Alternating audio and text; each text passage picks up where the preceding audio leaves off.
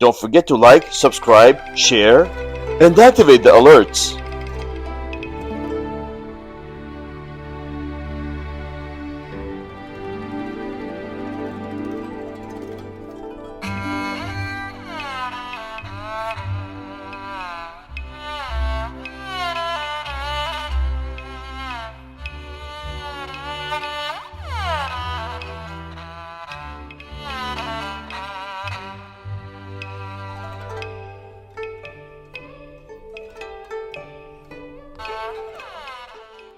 Outlaws of the Marsh, Chapter 5. Drunk, the little king raises the gold-spangled bed curtains.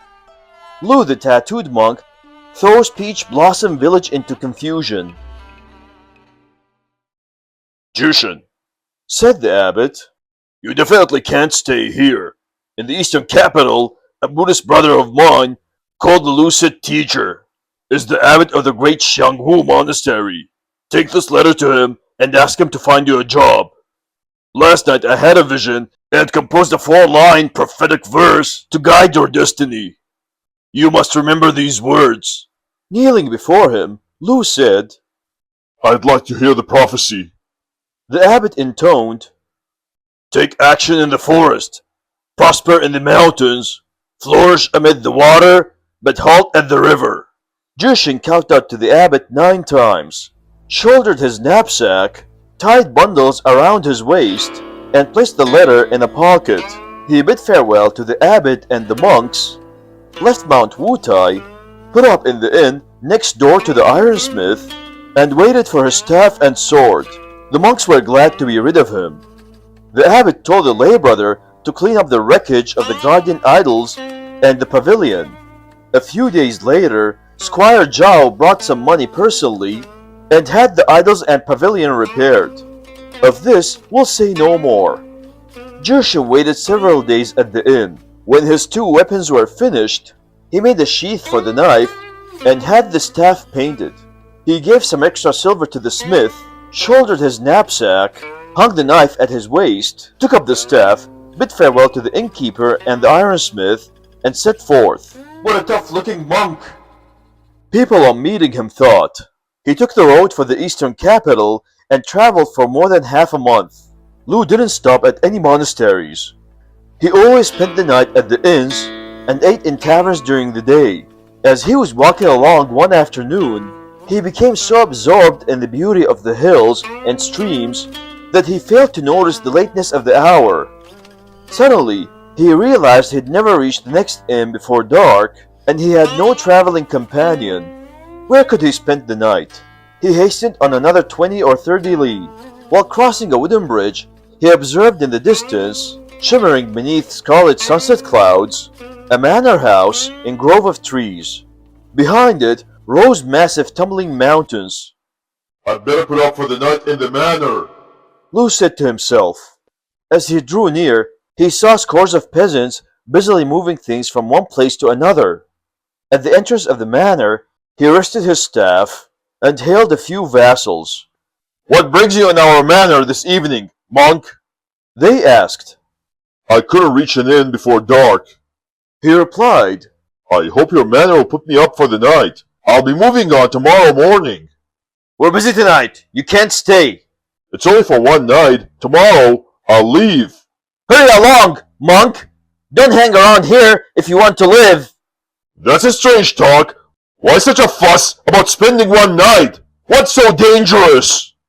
Get going. Otherwise, you're liable to be seized and bound. Jushin lost his temper. Can't you oafs be civil?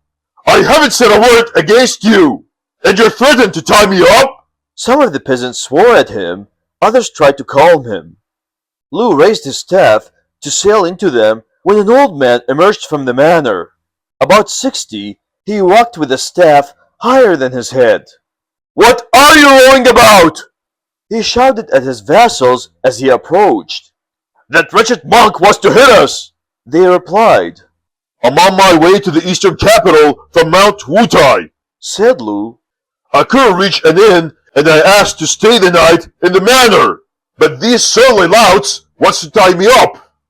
Says your reverend from Mount Wutai, said the old man. Come with me. Jushin followed him into the main building, where they took their seats as host and guest. Our peasants didn't know you are from the place of the living Buddha, Reverend, said the old man. Don't hold it against them. They thought you were an ordinary monk. I myself have always respected Buddha, his teachings, and his disciples. Although we're busy tonight, we shall be glad to put you up. Lou rested his staff, stood up, and bowed respectfully. Thank you, patron. May I ask your honorable name? Our family name is Liu. Because this place is called Peach Blossom Village, the peasants refer me as Grandpa Liu of Peach Blossom Village.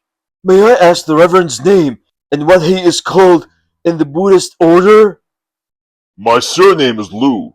Our abbot gave me the Buddhist title of Jushin.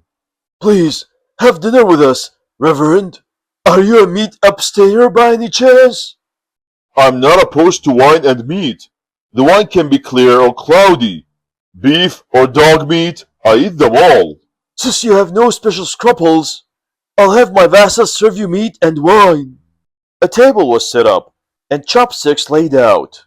Vassals brought Jushin a platter of beef and 3 or 4 kinds of vegetables.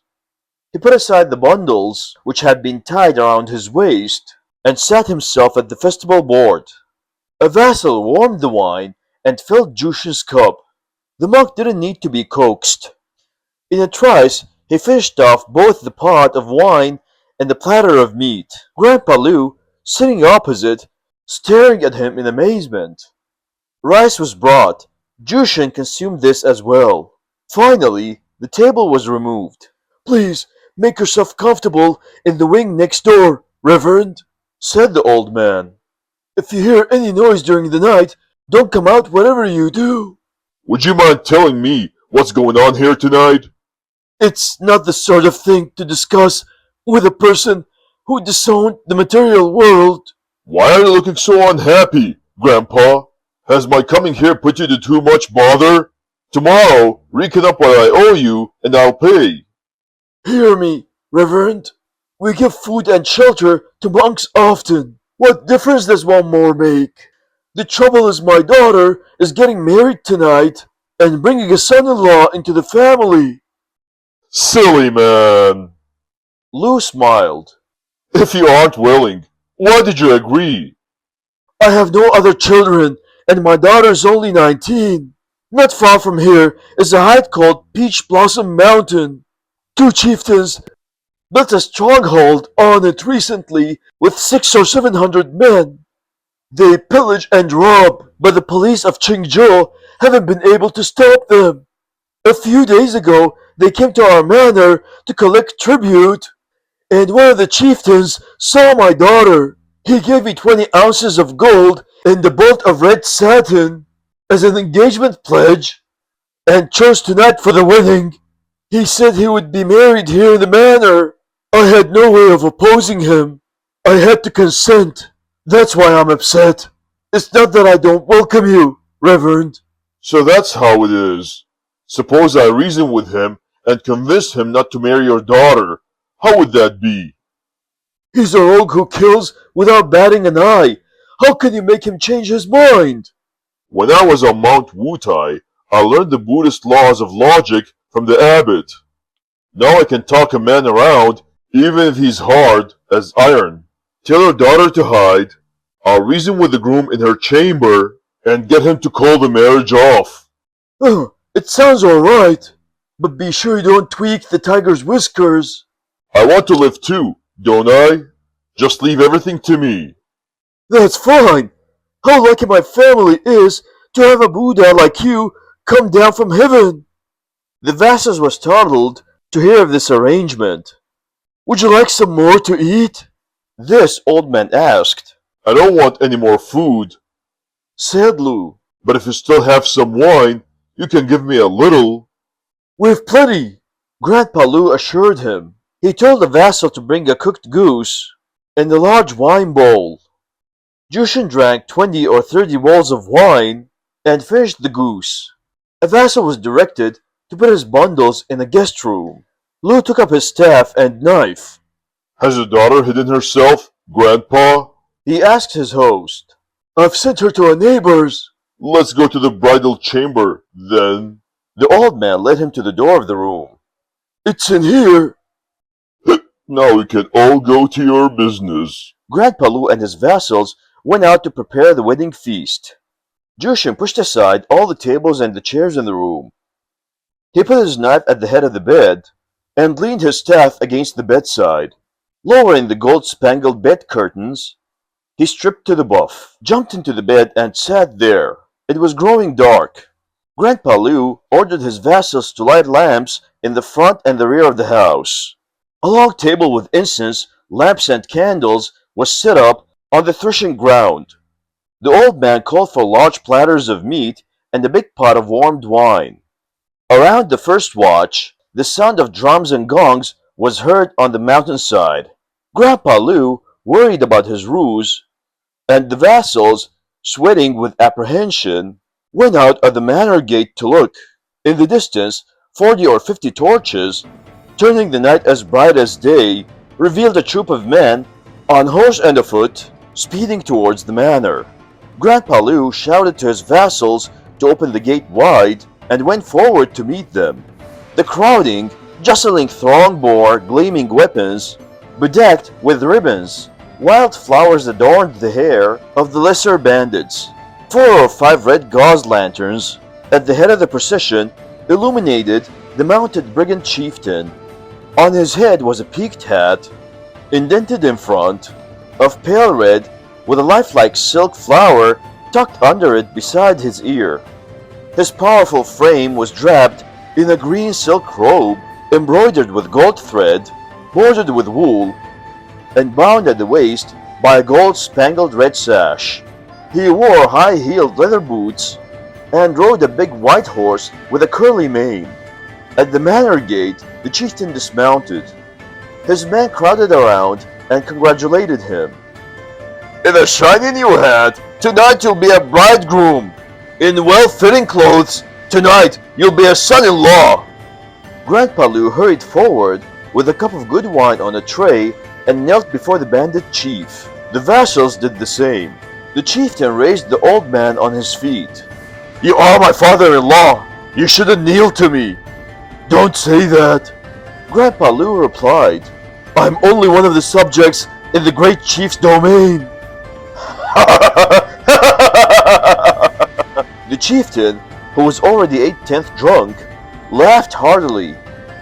You won't lose heart by taking me as a son-in-law. I'm the right match for your daughter. The old man presented him with a ceremonial cup of wine for the dismounting guest, then led him to the lamplit table on the threshing ground. You shouldn't have arranged such an elaborate welcome, father-in-law. The brigand protested courteously. He drank 3 more cups and proceeded to the reception hall. He instructed his men to tie the horses to some willows. Several of the bandits began beating drums and gongs outside the hall.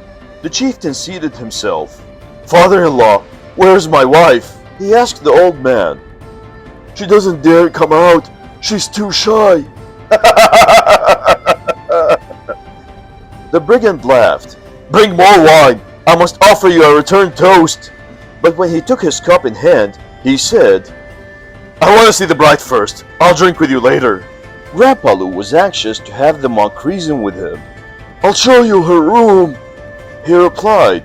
Holding a lighted candle, he escorted the chieftain around the screen to the door of the bridal chamber. This is it, he said. Please go in. He departed with his candle, not all sure their plan would succeed. He wanted to get out of the way fast. The chieftain pushed open the door. Inside, it was pitch dark. That father-in-law of mine is a frugal manager, he muttered. He doesn't even light a lamp and leaves my bride sitting in the dark. I must have my men bring him a keg of oil from our mountain stronghold tomorrow. Lu Jushin, seated behind the bed curtains, muffled his laughter. He didn't utter a sound. The brigand felt his way to the center of the room. Wife! He exclaimed. Come out and greet me! Don't be shy! Tomorrow I'll install you as the mistress of the fortress! Calling for his wife, he groped forward until he touched the gold-spangled bed curtains. He opened them and thrust his hand inside. It brushed against Lou's belly. The monk promptly seized the chieftain by the head, hat and all, ah! and pushed him down. Struggling on the bed, Jushin clenched his right hand into a fist. Mother-raping thief! Ah! Shouted the monk and struck him a blow on the neck and ear. Ah! How can you hit your master? Cried the bandit chief. I'll teach you to recognize your mistress! Retorted Jushin. He hauled him off the bed and pummeled and kicked him. Help! Howled the bandit. Outside, Grandpa Lou was paralyzed with shock, for the crime came at the very moment he was sure Jushin was reasoning with the chieftain. The old man took up a lamp and hurried into the room. Followed by a swarm of bandits, they saw a big stout monk without a stitch of clothes on, seated astride their chieftain beside the bed, and thumping him vigorously. "Save our chief!" shouted the bandit in the lead. The others rushed at Jushin, cudgels and lances in hand. The monk pushed the chieftain aside, snatched his staff from the bedside, and charged. He attacked so fiercely that the bandits cried out and fled. The old man could only exclaim in dismay. In the excitement, the chieftain crawled out of the room, ran to the front gate, and groped his way to an unsaddled horse. He broke a branch from a willow, leaped on the animal's back, and flailed with his improvised whip. The beast didn't move. "Woe's me!" thought the bandit leader. "This horse is tormenting me too!" Then he looked and saw that in his haste he had forgotten to untie the rein from the tree.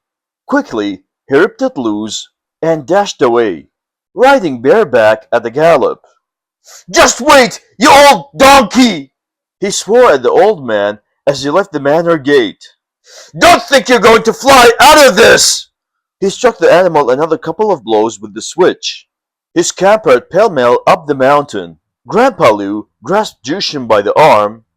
"You brought disaster down on my whole family, Reverend!" he groaned. "Excuse my bad manners," replied the monk. "Bring my clothes and cassock, then we can talk." A vassal went back to the room and fetched the garments, and Jushin dressed. "I was hoping you would reason with him, persuade him to change his mind," said the old man. "I never dreamed you were going to beat him up. He's sure to tell all about this when he gets back to the fortress. Now the bandits will come down in force and slaughter me and my family." "Don't worry, Grandpa. To tell you the truth, I used to be a major in the border garrison of old General Zhang in Yan'an Prefecture. Because I killed a man, I had to become a monk. 2,000 men wouldn't scare me, to say nothing of a few peddling bandit chiefs. Try and lift this staff, you fellows," he said to the listening vassals. "if you don't believe me." Of course none of them could do it. Jushin picked up the staff and twirled it as if it were a lamp wick. "You mustn't leave us, Reverend," pleaded Grandpa Lou. "My family needs your protection." "That goes without saying. I wouldn't leave if my life depended on it." "Bring wine to the Reverend!" the old man called. To Lou he said, "But don't drink yourself into a stupor." "When I'm 1/10 drunk, I can use only 1/10 of my skill, but when I'm 10/10 drunk, I'm on the top of my form." "In that case, all right, I've plenty of wine and meat here. Have as much as you want." We'll speak now of the head bandit. Seated in his stronghold on Peach Blossom Mountain, he was about to send a man down to see how his second-in-command was getting on with his wedding, when a number of brigands, breathing hard and looking very distraught, rushed in, crying, "Whoa! Whoa! Whoa! Whoa!" "What's wrong?" he demanded quickly. "Why are you in such a pain?" "Our number 2 chieftain has been beaten up!" The startled leader began to question them. Voices outside exclaimed, "Number 2 has come back!" The head bandit looked. His lieutenant had lost his red hat, His green robe was ripped and tattered. Number 2 dismounted and collapsed in front of the hall. "Save me, brother! Save me!" he pleaded. "What happened?" "I went down to the manor and entered the bridal chamber. That wretched old donkey had sent his daughter away and hid a big fat monk in her bed. Not suspecting a thing, I opened the bed curtains and felt around. That lout dragged me down and punched me and kicked me till I was black and blue. When our man came to my rescue, he left me, grabbed his staff, and went after them. Otherwise, I'd never have escaped with my life. You must avenge me, brother." "So that's how it was. You go inside and rest. I'll catch that scabby thief and bring him here," said the head brigand. He called to his men, "Get my horse ready at once! All of you, come with me!"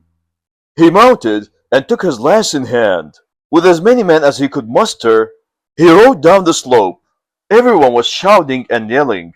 To get back to Lujushin, he was drinking in the manor when a vassal announced, "The head bandit is coming down the mountain with a big gang." Don't worry, said Lu. as I knock them over, you fellows tie them up and take them to the magistrate and collect the reward. Bring me my sword.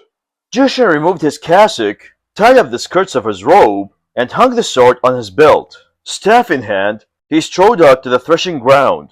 In the light of many torches, he saw the head bandit carrying a long lance, riding swiftly towards the manor. "Where is that scabby donkey?" shouted the brigand chief. "Come out and settle this, once and for all!" Dirty unflogged scoundrel! swore Lu. I'll teach you to know me! Whirling his staff, he charged. The chieftain parried his blow. "Hold off a minute, monk!" he cried. "Your voice is very familiar! What's your name?" I'm Luda, former major in the garrison of old General Zhang, and nobody else. Now that I'm a monk, I'm called Logician. The brigand laughed delightedly and rolled from his horse. Tossing his weapon aside, he clasped his hands together and saluted. "I hope you've been well since we parted. So it was you who gave my lieutenant that drubbing." At first, the monk thought it was a trick. He leaped back a few paces and rested his staff. But when he got a good look at the man in the torchlight, he saw that it was none other than tiger-fighting General Li Zhong, who put on a show with weapons in the streets to sell his medicines. Li Zhong took Jushin by arm. "What made you a monk, brother?" I'll tell you about it inside. Grandpa Lu, watching, was dismayed. "So the monk is one of them, too?" he thought. Lu went back into the manor house, put on his cassock, then led Li Zhong to the hall to talk over old times.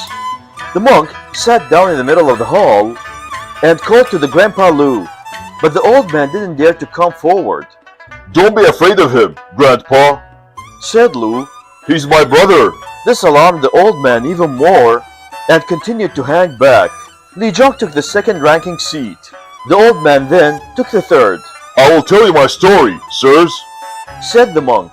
After killing the Lord of the West in Weizhou with 3 punches, I fled to Yanbing County in Dazhou Prefecture. There, I met old Jin, whom I saved and sent off to the eastern capital. He had gone to Yanmen instead with a man he knew. His daughter was living with a rich landlord, Squire Zhao, who was very respectful to me the day we met, but the police were hot on my trail, so the squire paid out money and sent me to the abbot on Mount Wutai, where I shaved off my hair and became a monk. Because I got drunk twice and rioted in the meditation room, the abbot has given me a letter to the head of the great Xiangwu monastery in the eastern capital, asking him to give me a job. Last night, it was too late to find an inn, so I put up in this manor. I never thought I'd run into you, brother. Who's that fellow I beat up? And what are you doing here? The day after I left you and Shijin at the tavern in Weizhou, I heard that you had killed Butcher Zheng. I went to talk it over with Shijin, but he was gone. Then I heard that the police were after you, so I quickly left too. I was passing the foot of the mountain here when that fellow you trashed came down with a gang and attacked me. He is called Jiao Tong, the Little King,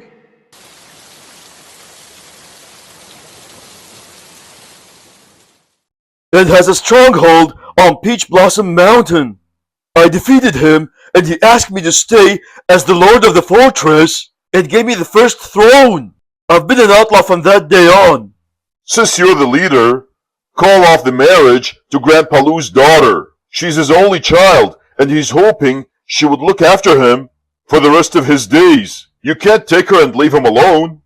Grandpa Lou was very pleased. He had food and wine placed before his two guests. Each of the lesser bandits were served 2 steamed rolls, 2 slices of meat, and a big bowl of wine.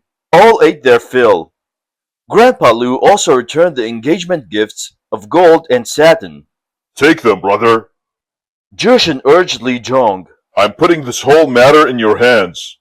That can be arranged, said Li Jong. Please stay at our stronghold a while, brother.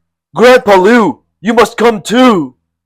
The old man had his vassals prepare a sedan chair for Lu Jushin. They carried him off with his staff, knife, and luggage. Li Jong rode on horseback. Grandpa Lou went in a smaller sedan chair. By then, the morning was very light. On reaching the fortress, Lu and the old man got out of their sedan chairs, and Li Jong dismounted from his horse.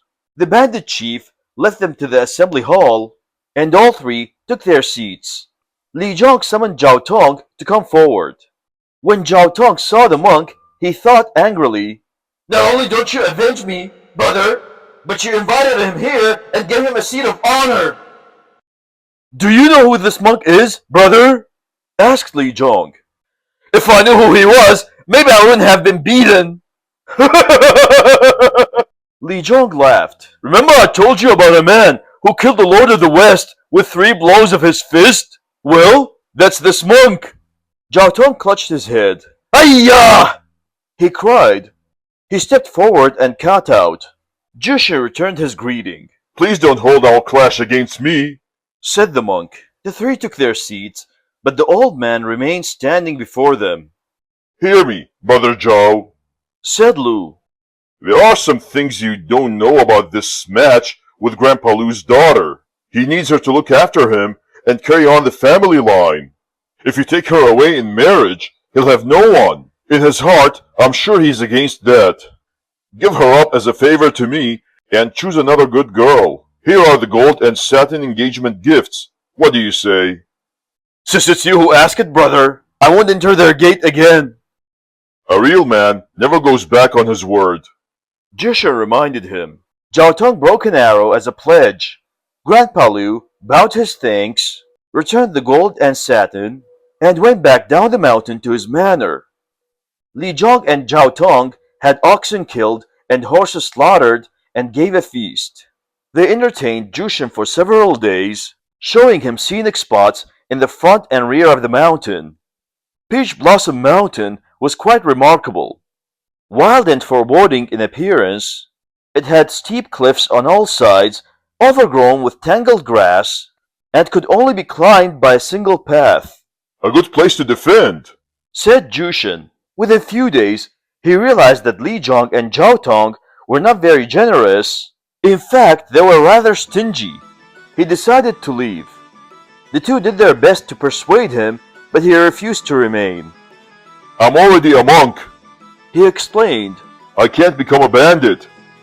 If you insist on leaving, brother, said the bandit chieftains, we 2 will go down the mountain tomorrow. As much as we pick up, we'll give you for your traveling expenses. The next day, pigs and sheep were slaughtered in the stronghold, and a farewell feast was laid. When all was in readiness, many gold and silver wine goblets were placed on the table. Just as the diners were about to sit down and start drinking, a bandit came in and reported, There are 2 large carts and about a dozen travelers passing at the foot of the mountain. Li Zhong and Jiao Tong at once mustered their men, leaving only 2 to wait on Jushin and serve him wine. Brother, said the brigand leader, please have few cups without us. We're going down to collect some riches. We'll join your farewell banquet later. They left instructions with the bandits remaining with Jushin and went down the mountain at the head of their men. What tightwads! Thought Jushin. They don't give me any of this mass of gold and silver laid out here, but wait until they rob something and present me with that? It doesn't cost them anything. Only travelers on public road have to suffer. I'm going to throw a scare into those oafs. He told the two bandits attending him to pour some wine, and he drank 2 cups. Suddenly, he jumped to his feet, knocked them down with 1 blow of the fist each, bound them with his sash, and gagged them with knots of hemp rope. He emptied his rucksack of everything, except absolutely essentials, then swept the gold and silver vessels from the table, trampled them flat, and stuffed them in. He placed the abbot's letter in the bag, containing his monk's certificate, which he wore on his chest. Jushin hung the knife at his waist, took up his staff, and left the stronghold with the sack on his head.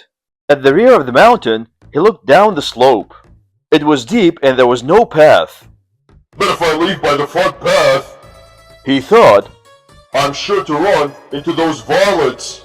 I'd better roll down here where the grass is thick. He tied the sack and knife together, dropped them over the side, and tossed the staff down after them. Then he rolled down the slope, tumbling all the way to the foot of the mountain without injury. Jushin jumped to his feet, found his sack, tied on his knife, and picked up his staff. He selected a path and struck out in the direction of the eastern capital to get back to Li Zhong and Zhao Tong. On the side of the mountain, they met the dozen or so travelers. All were armed. The brigand chiefs leveled their lances, and their men moved forward. If you have any sense, Yelled the bandits. shell out and buy yourselves a free passage. One of the travelers, brandishing a halberd, rushed Li Zhong. They fought over 2 rounds, back and forth, neither vanquishing the other. Zhao Tong, angered, ran out with a shout, the rest of the bandits following. The travelers couldn't withstand so many. They turned and fled. Some were too slow, and 7 or 8 were slain. The bandits seized the carts and valuables, and slowly turned up the mountain, singing triumphantly. When they reached the stronghold, they found their 2 men bound to a pillar. The gold and silver goblets which had been on the table were gone. Zhao Tong untied the 2 bandits and asked, Where's Lu Jushin? He knocked us down and bound us. They replied, Then he wrapped the vessels and took them all away. That scabby thief is no good, said Zhao Tong. He's played us dirty. Which way did he go? They searched until they found his prints leading to the rear of the mountain. They saw the flattened grass on the slope. He's an experienced crook, this cabby donkey, said Zhao Tong. rolling down a steep incline like this. Let's catch and question him. Li Zhong proposed. We'll put the rascal to shame. Forget it, said Zhao Tong.